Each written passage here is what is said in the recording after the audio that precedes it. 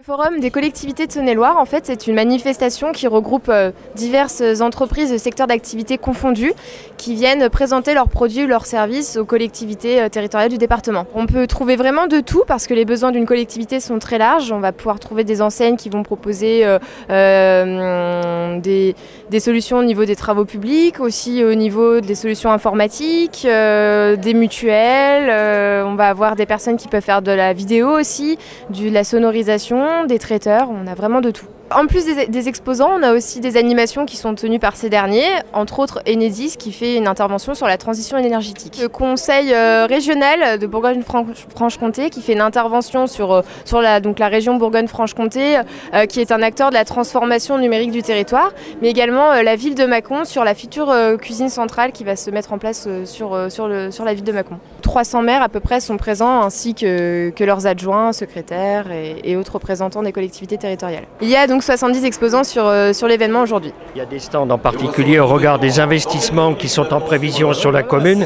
et qui donnent un champ d'attrait au regard des rencontres que l'on peut avoir.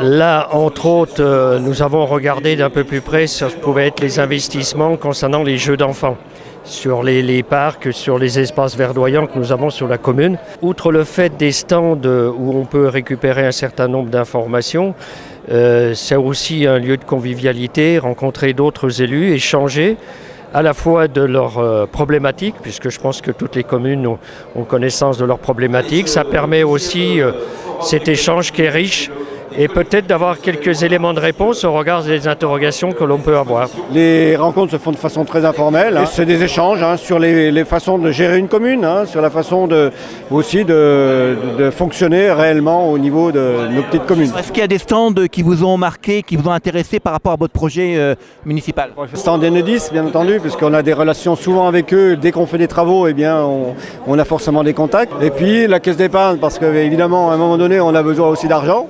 Donc on fait des prêts-relais, des choses, et puis toutes les entreprises de travaux publics également, puisqu'on va visiter, moi je vais visiter FH, Eurovia, on a aussi Guinaud, Martin, toutes les entreprises qui travaillent aussi, les entreprises de travaux publics. Je représente la société Enedis. Nous sommes le distributeur d'électricité de toute la France et donc nous venons très récemment de changer de logo. Avant nous appelions ERDF et maintenant c'est Enedis. Nous distribuons donc le courant sur l'ensemble du territoire de la Saône-et-Loire et au-delà bien évidemment. Alors qu'est-ce que l'on fait ici? On vient d'abord expliquer notre métier, on dépanne, on entretient les réseaux, on construit des réseaux.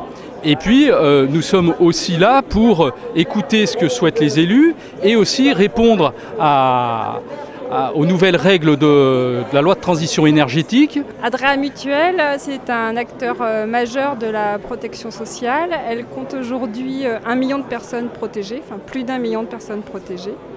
Et aujourd'hui, on est là pour proposer des offres aux maires.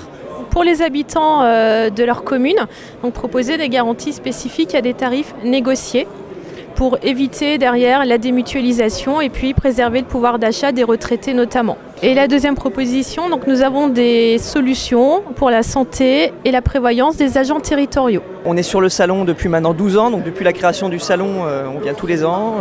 Ça nous permet de revoir nos clients, nos fidèles clients, également de toucher de nouvelles communes.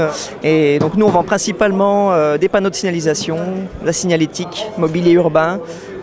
On est fabricant de panneaux. Et on distribue aussi également d'autres produits tels que les radars pédagogiques, les potelets, mobilier urbain, tous ces produits à mémoire de forme, tout ce qui peut équiper en gros les communes. La plupart des maires viennent se renseigner sur les produits, également on peut avoir des demandes de devis en direct. Le produit phare qu'on va retrouver c'est le radar pédagogique, donc ça fait 1 ou 2 ans où les maires cherchent à faire ralentir les véhicules dans leur commune. La solution miracle n'existe pas, mais c'est vrai que le radar pédagogique est très en vogue en ce moment.